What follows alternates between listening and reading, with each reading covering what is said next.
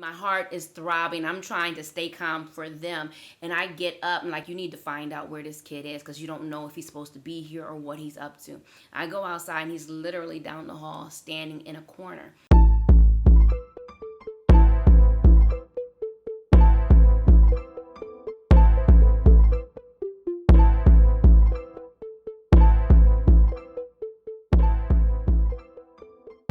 Welcome back. I'm Keziah Pearson. I'm Sarah Pearson Collins. And we are the Race Card LLC. So, yeah. I have a story to tell. Okay, tell your story, girl. So, my story is Buffalo. We live in Buffalo. Top shooting happened here.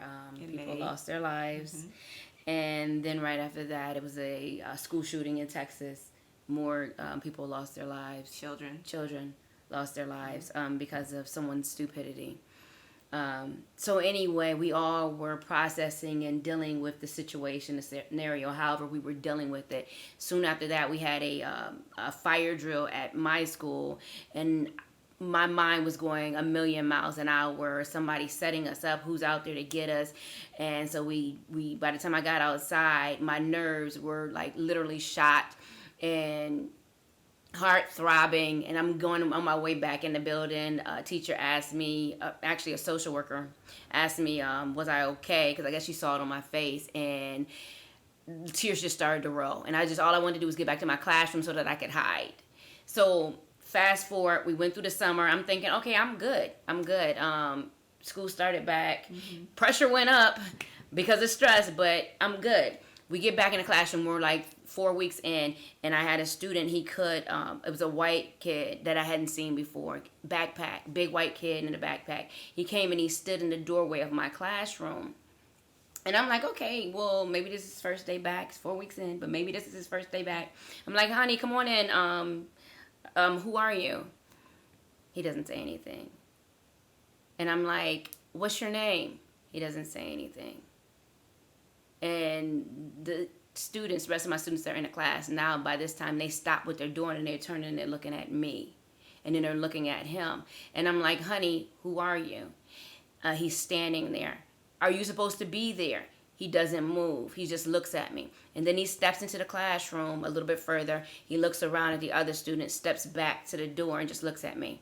And I'm still steadily trying to figure out what this child's name is. He steps outside the classroom, looks down the hall, steps back in the classroom, looks at me.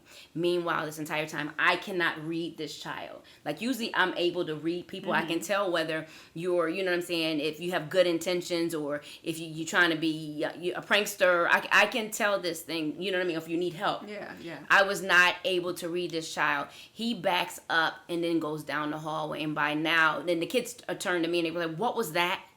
Those are not the words they used, but that's what they asked. And I asked, and my heart is throbbing. I'm trying to stay calm for them. And I get up and like, you need to find out where this kid is because you don't know if he's supposed to be here or what he's up to.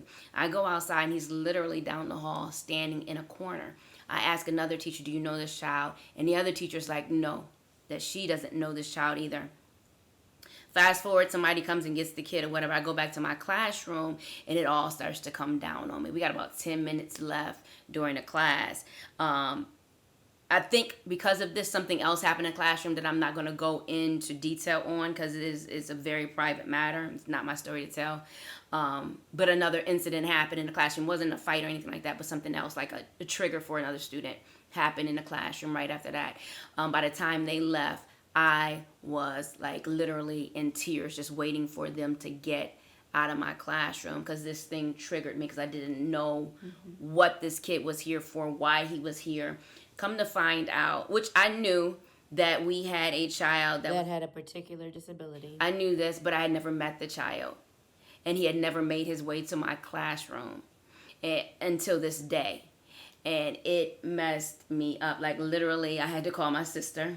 That's my sister. Mm-hmm. I had to call my sister and she's like, okay, you got to do your breathing. You got to calm down.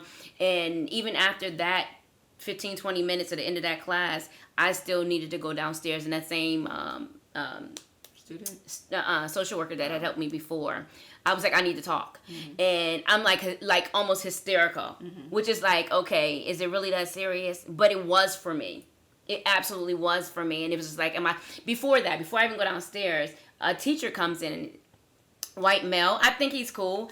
But he comes in and I'm trying to tell him what just happened. He's like, oh, it's not a big deal. He didn't say it wasn't a big deal, but he's like, oh, he's fine. He's okay. Yeah. He's okay. He's a good kid. And that wasn't the point. Mm-hmm. The point was I couldn't read this kid and I didn't know who he was. You had already started processing and trying to figure out, was this like a fight or flight? Now I'm going into my therapeutic mode. But like, you know what I mean? Like you can't read a child, or you don't know based on things that's happened in the past. All of that came flooding back for you. So it was almost like a PTSD moment. Exactly. And almost preparation for what may happen.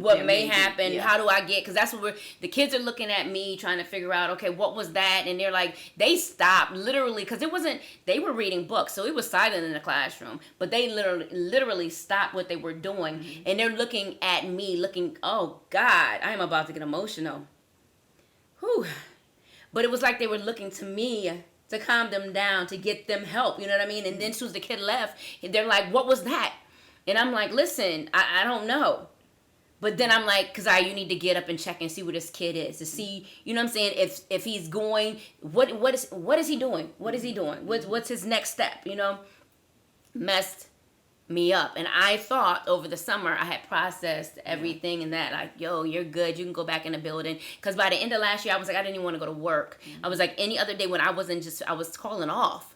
I think that, because it's trauma. It all comes down to trauma. We've all been through a lot. I mean, being in Buffalo, the shooting, the racism issue, and then to tap onto that being a shooting in a school. Right. So both of those things merge together, and you still haven't processed them. Right. So I think we as people don't have time. Sometimes you don't even have time to process, mm-hmm. and so you just pack it in. You just ignore it. It's there.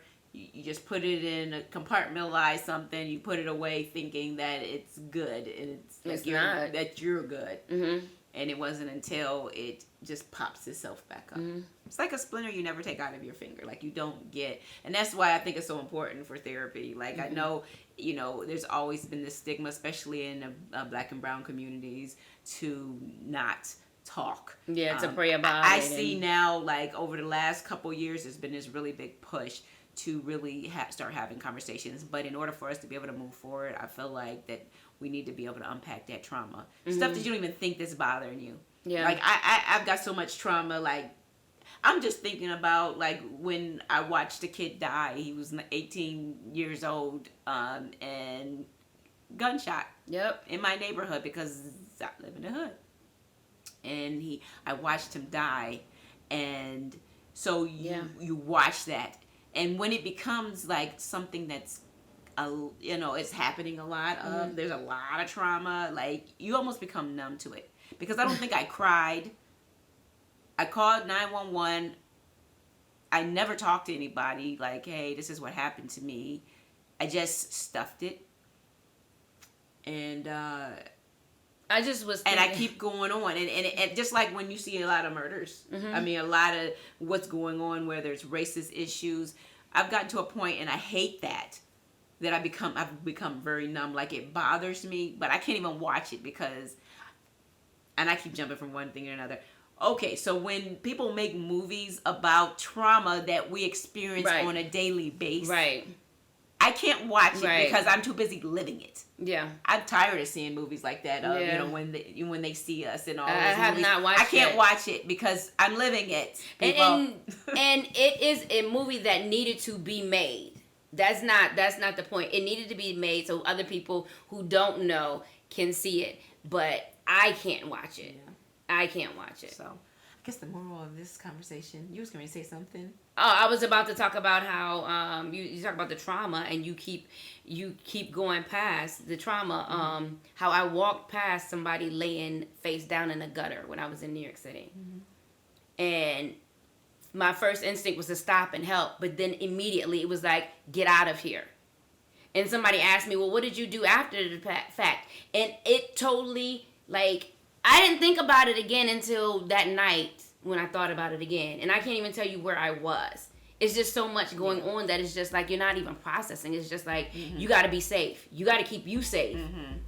Yeah, it's a lot all the time. All the time. All the time. But we Get some help. Go talk to somebody. Yeah, there's plenty of places out there now. So. Yeah. Hi. Bye.